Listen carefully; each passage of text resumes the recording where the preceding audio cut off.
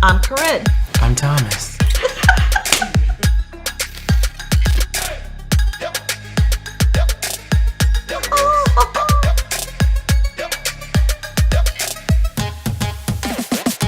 Good morning. Today is Wednesday, January the 16th. Welcome to the Chill Spot. I'm Corinne, and I am so glad to have Drake back. Well, thanks. He's been out working on a field assignment. So if you have caught any of the past Chill Spot Episodes. episodes. Thank you. I'm kind of tongue-tied today. You have seen that we have big, exciting news out there. Yeah, so we've been doing some work in the field with NAHCA and careForce Elite, training the nation's first director of nursing assistants, which has been real fun. I'm learning just as well as she is. It's an interesting concept to take into the nursing home because it's new, like you said on our episode when we were there live. It's something that no one else has seen, so it's like starting with a fresh slate. But overall, I feel like it's going very well, and I have high hopes. I mean, I think it not only will be successful there in Springfield, but in several other buildings across the nation eventually. Yeah, I was pretty excited and very honored to be there.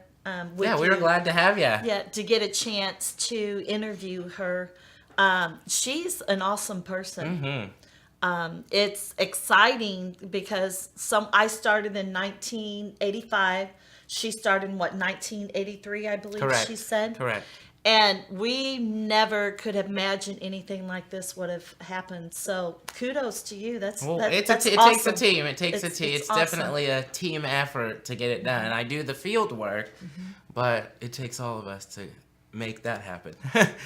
So we'll make sure to check back with Drake from time to time and see how you're doing with Cheryl. And please keep us updated on everything. Yeah. So today we wanted to talk to you a little bit about the 5 areas in your workplace that is hazard to all CNAs. Assistant living. Long-term care, senior living, memory care. So it affects everyone, even down to our hospice CNAs.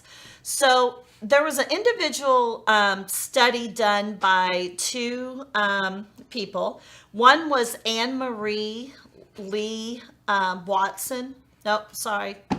Walter.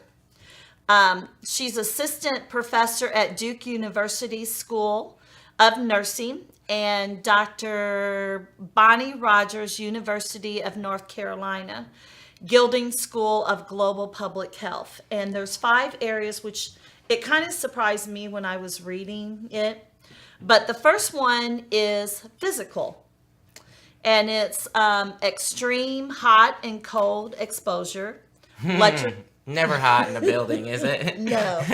Electrical fires, loud noises. And when I read that loud noises, I actually thought about how we always have to be careful as caregivers walking through the hall because it is their home, about keeping our voices and stuff. Inside voices. Yes. People have to tell me that all the time. So that kind of goes hand in hand with that one. And then eye injuries, skin burns, and electrical shocks. The only one that would throw me for a loop is eye injury.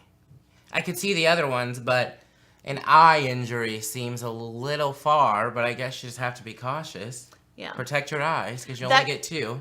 That kind of threw me off a little bit, too, and then I thought maybe about the CMTs. Oh, true. If they were passing meds, or if a resident would happen to spit or anything. True. And if you don't have your protection on, you're going to get urine and everything else in your eye. So then that kind of started making sense. Yeah, true that. And then the second one is psychosocial.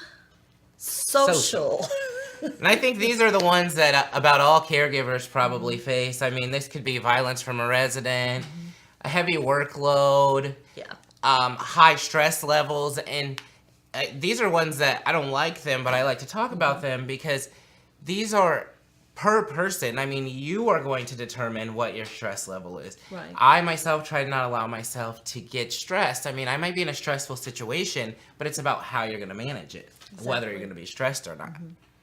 I think everyone has their own level that they can go to. You know, Threshold, but yeah. Yes, exactly. Chemicals would be number 3, not environment. Chemicals. Yes, chemicals is number 3. And I think this may do with a little bit more for your home aides, maybe, and your hospice coming in, where you have your pesticides in the family members' homes that you're in, the acetone, the bleaches, the chemotherapy, a lot of pneumonia products in there using, so you need to be very careful as that. One thing I would say on chemical issues is just be familiar with your MSDS book in your building. Those are going to tell you if it comes in contact with your skin, this is what you need to do. If it comes in contact with your eyes, this is what you need to do. It gives you a lot of information on any chemical. Every chemical used in your building should be in that book. You can see how long you're supposed to leave a sanitizer on the table. There's many, many uses for an MSDS book in a nursing home. Right. And as far as your home health aids, if you pour it into a unlabeled bottle, please make sure you go back and label that in case of another family member. Yeah, you always want to come see in what the center or company policy is about storing chemicals, because some places you can't transfer something from one bottle to another. It needs to stay in the labeled bottle for that reason specifically, so people will know what they're actually using. Right. And then the 4th one is Biologic Cool. I think I pronounced that right. You did. And that would be your hepatitis B and C, your herpes, your HIV, your mumps, your flu, your sweat, saliva, urine, feces. So please make sure you are using your PEE at all times. PPE. And wash your hands. We talked about washing hands on an episode. I mean, protect yourself. Not only are you putting your next patient in the next room at harm if you're not using proper hand hygiene, but you're putting yourself at harm. When I was out in the field, I had this conversation with a few people. I have had employees that have contracted C. diff in the building. And I can't say, but I would just bet a lot of it had to do with hand hygiene. Right. And not picking up after themselves, not changing their gloves. Right. And walking down the hallways and everything and touching. So number 5 is the environmental. Enviromechanical. Yes. I don't know who wrote this, but so that would be your poor ventilation, your poor contaminated air, your lighting, your parking issues. These are physical structure issues that could happen. Harboring of germs. I mean, you see a nursing home keeps a certain temperature because they don't want to keep it at 84 degrees and harbor germs, so they'd rather have it at 72. And so here we're talking about things like, an unsafe parking lot, poor security in a building. Those would be your enviromechanical issues. Right.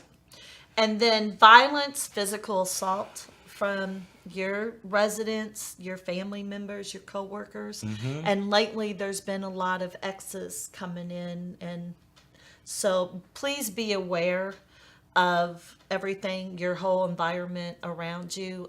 If you are leaving from a night shift or coming in on a night shift, please try to catch another coworker and walk in together. And don't be on your cell phone or your earplugs in. Please be aware of your surroundings.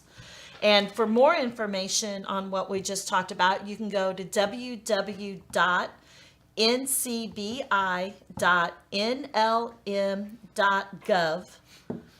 And anything else you want? Oh, the NAHCA Edge came out. NAHCA Edge is out. It is National Blood Donor Month. There's an article in there about that. There's a few different articles. I would just suggest, if you're not getting the NAHCA Edge, go on our website, our NAHCA website, and fill out the Get Connected form, and we will ensure that the following month you are on the list to receive the NAHCA Edge, so you can stay in the know of everything that we're doing here. Yep. So again, I'm glad that you're back, so please keep us updated and everything. Oh, yeah. So until then, remember, you matter.